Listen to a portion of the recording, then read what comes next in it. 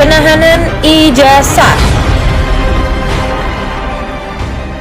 Oke, masih seputar penahanan ijazah. Aku ada info tambahan dari konten aku sebelumnya yang penayangannya sampai 1 juta. Wow banget, alhamdulillah.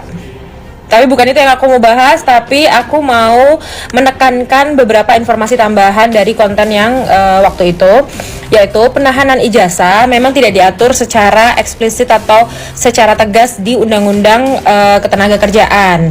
Tapi berdasarkan Undang-Undang Dasar kita, UUD kita, penahanan ijazah itu tidak dipatutkan gitu kan ya, tidak diperbolehkan. Jadi penahanan ijazah dalam hal apapun itu sebenarnya tidak diperbolehkan oleh perusahaan kepada pegawainya.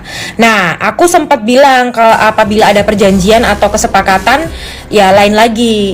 Tapi perlu diingat juga, kesepakatan itu walaupun sudah terjadi, iya sama iya, di comment sectionnya itu banyak yang bilang, iya kak, nggak ada pilihan lain selain bilang iya. Kalau nggak bilang iya kan nggak dapat kerjaannya. Nah, berarti kan di situ ada unsur sebenarnya keterpaksaan ya, karena ketidakberdayaan. Kalau misalnya nggak iya, nggak setuju, ya udah nggak dapat kerjaan. Jadi itu berarti ya udah menodain undang-undang dasar gitu kan. Itu berarti sudah tidak dipatutkan sebenarnya penahanan ijazah. Jadi kalau bisa diambil konklusi, sebenarnya tidak diperbolehkan menahan ijazah. Nah, untuk warga Jawa Timur itu malah lebih keren lagi, karena Jawa Timur punya perda ya, perda yang secara khusus dia melarang penahanan ijazah perusahaan terhadap karyawannya. Kalau di Jatim tuh punya perdanya. Nah, tapi kalau di luar Jatim ya mengacunya pada itu tadi, Undang-Undang Dasar, bahwa tidak dipatutkan menahan ijazah pegawai oleh perusahaan.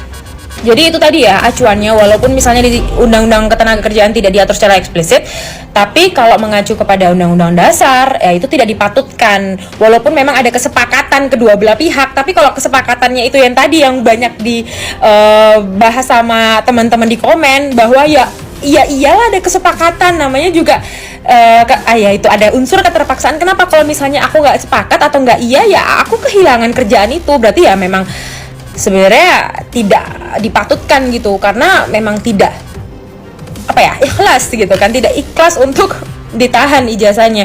Dan ngapain sih pakai menahan ijazah? Udahlah, tidak usah pakai tahan-tahan ijazah, wahai perusahaan-perusahaan.